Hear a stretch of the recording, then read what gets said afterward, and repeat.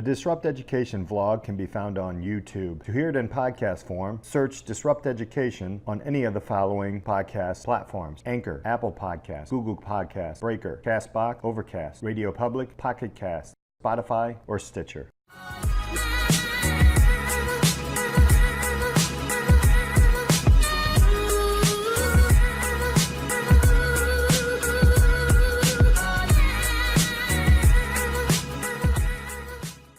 Welcome to this episode of Disrupt Education. I got Jason and Jawaan here. Thank you guys for being here. Glad to be here. Awesome. We'll start with you, Jawaan. Tell us a little bit about who you are. We'll get to Jason, and then we'll jump into it. Okay. I'm Jawaan. Graduated from Oak Park. About me, everybody knows me as the dog leader, or the dog man, or the dude with all the dogs. And I'm a dog trainer. Nice. Jason, tell us a little bit about you. It's Jason Gant, OPRF graduated in 2014. I graduated from Howard University in Washington, D.C. This past summer in 2019. I was a finance major. And just a little bit about me, I'm a guy who's passionate about a lot of different things. So besides dog training and dogs, I love basketball. And so I recently got accepted to be the assistant coach at OPRF, and I'm very excited for this season. Nice. State. Yeah, right? State championship. Big moves for the Huskies. Yeah. All right, gentlemen. So you are both in business. Tell us how you got there through your educational paths, because you have different educational paths, and then we merged, and we're working on this business and this brand that's blowing up. Right. Who should we start with? I'll start. Okay. Yeah. So as I mentioned before, I was a finance major in college. Mm-hmm. And honestly, finance is not my passion. I kind of chose it because my dad was a finance major, and the name finance sounds like money. Yeah. So I was like, let me just choose it. But I actually learned a lot. I learned about stocks, bonds, options, and just going through college, I knew that I wanted to be an entrepreneur, because my freshman year going into college, I was introduced into network marketing. And these group of guys from River Forest, they really instilled the mindset of be your own boss, like you should love what you do. Mm-hmm. And so I knew that I wanted to be a business owner. And so throughout college, I had actually multiple businesses that I started and failed. Yeah. But failure is really not a failure, it's a learning experience. So I had a wireless speaker, audio speaker that I tried to start.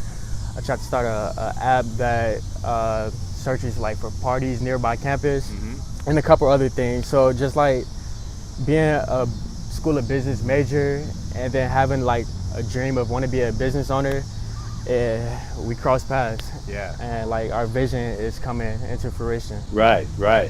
Tell us a little bit about your educational path, and then how did you get into business?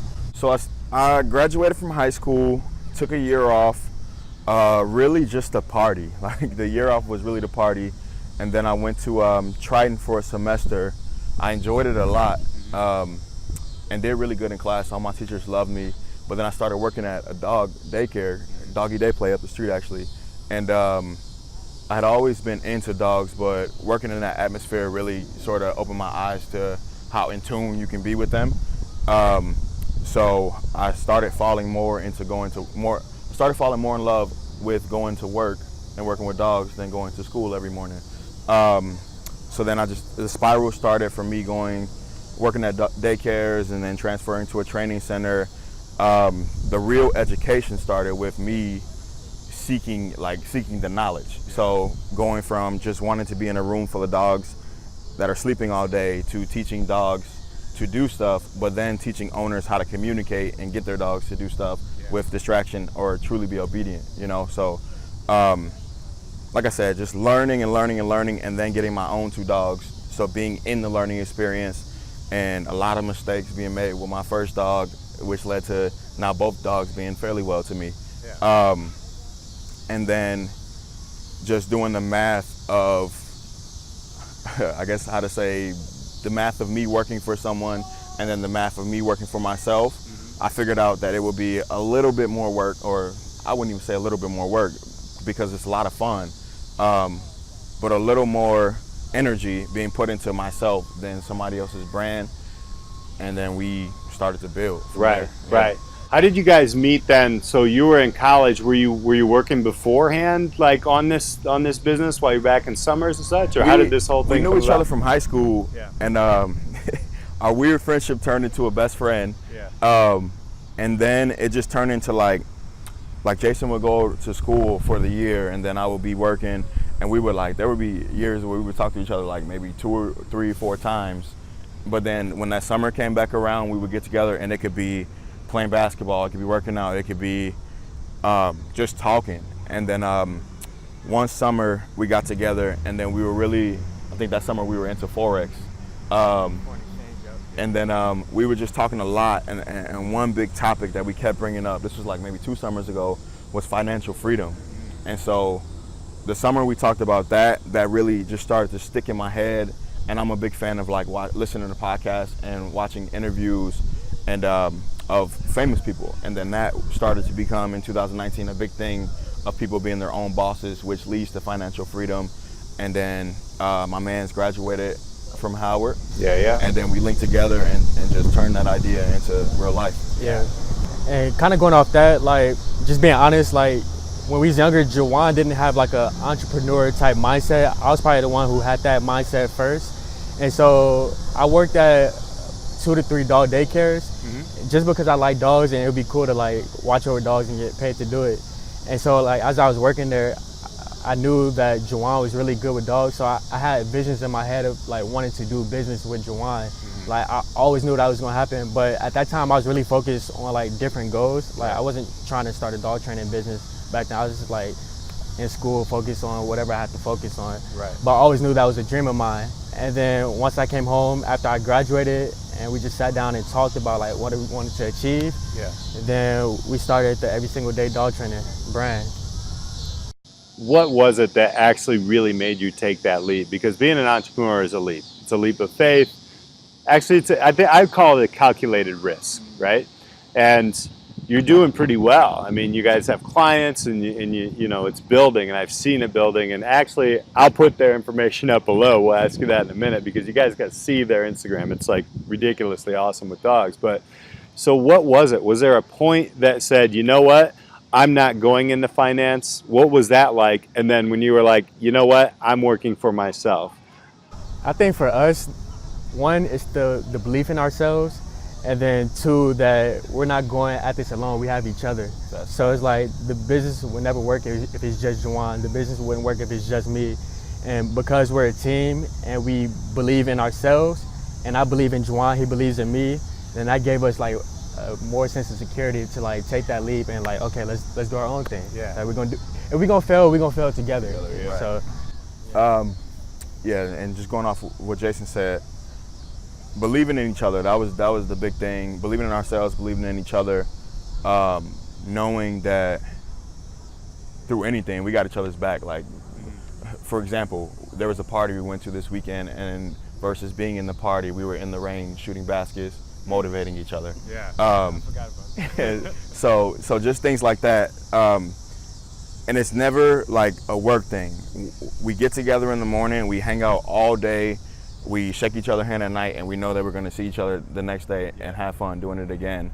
But then even like the decision of starting a business, we happened to be together just hanging out, and we just started talking about the future and plans that we have for ourselves. And then we just started doing the math of everything, or I guess the calculations of everything that we were doing now, Right. and how that would get us towards the goals that we wanted. And once we calculated everything and then weighed the risk and weighed the rewards, we talked about it a lot, risk and reward of things, we decided that it was worth it to make that move. And you got a finance guy with you, right? So that works. Dog trainer, the best I ever seen, honestly. Like, people say he's better than Cesar Millan, and when they tell him that, I let him know. I'm like they really saying that about you, so like embrace it and understand like you're a good trainer.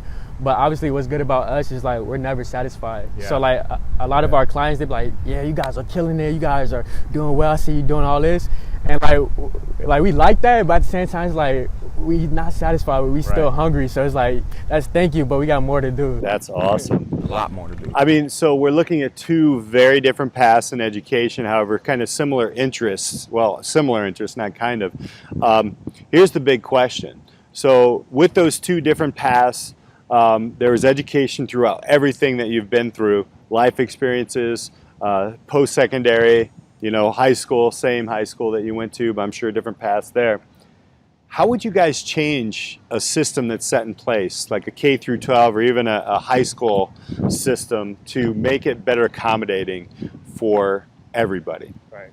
So what I would say is, I think it's really important to help kids find their passion. Like, what do you truly love to do? Like, because our definition of success is getting paid to do what you love every single day. And so I think the school system should really be focused on helping kids find what they love to do. And then once they find what they love to do, like, how can you make money from this? Like, what are the different career paths that you can potentially take on when you're older? So I think that's the biggest thing for me. I would say, just based upon how I've learned so far, make it more interactive. So going back to dog training, a lot of the time you can read a book and you can get it, or you can watch a couple videos of people doing it, but I didn't truly start learning stuff until I shadowed trainers, until I went to seminars, until I got my own dog and started training with her and went through those trials and tribulations. So I would just say interaction, like take field trips for little kids to the grocery store. It should be a field trip every week. I do it every day. Seriously, and to something of real life that you can have a conversation with someone that's doing something, that's doing it, so you can see, you could be in it, I guess. So yeah, just make it more interactive. More interactive, great. Now you have this brand, it's 365 every single day, you're wearing a little garb here. Where can people find you guys? So if you're interested in dog training, you can follow our Instagram page. It's Jawaan_dog leader. I'm the man behind the scenes, so I'm always recording, taking videos, and he's the main trainer. And so that's one part of our brand. And then you can find me personally, JG_ESD. And so the next part of our brand is not just about dog training. It's about being the best version of yourself on a daily basis. And no matter what your craft is, if you're a doctor, if you're a basketball player, if you're a teacher, we believe that if it's your passion, you should want to be the best at it. And you can't be the best unless you work at it every single day. Right. Exactly. So we also have a website where you can buy merchandise and you can see more about our brand. The website is everysingleday365.com. Which we had discussions beforehand a little bit, Jason and I, talking about, there was a common theme of you got to put in the work, right? The hard work. Yeah. When did you guys figure that out? Because I want young people to figure that out. I want my audience, I want their parents to understand how to teach their youth hard work. Right. How does that, do you think that's a teachable skill? Yeah. And then just hearing that word skill, to me, repetition is the mother of skill. So no matter what you're doing, like my man's is an A1 basketball handler, right? The other day we were just doing a simple drill of a crossover, pulling up to a jump shot. And for me to break it down, then repeat slowly, build it up. By the end, I was tired as hell, but the reps put another skill set in my bag, I would say. And going off hard work, like you should only work hard at something that you love to do. Like if you put in hard work towards something you hate, then it's just not gonna work out. It won't be hard work. Right. So when you working hard at something you love to do, it doesn't feel like hard work. So I think it's most important for people to really find out what you do, then give it all your energy. I guess the hard work is coming from giving out your energy. Right. But you have to give out your energy to the right things, and it won't feel like hard work. One last thing. You got a high school junior, high school senior in front of you. What words of advice do you tell them? Have a dream, and then have a work ethic to match that dream. It's really important that before you go to bed, you should be thinking about what do you love? What's something you really want to achieve? It should be burning in your heart, seriously. So have a dream and then chase that dream and believe in yourself, literally.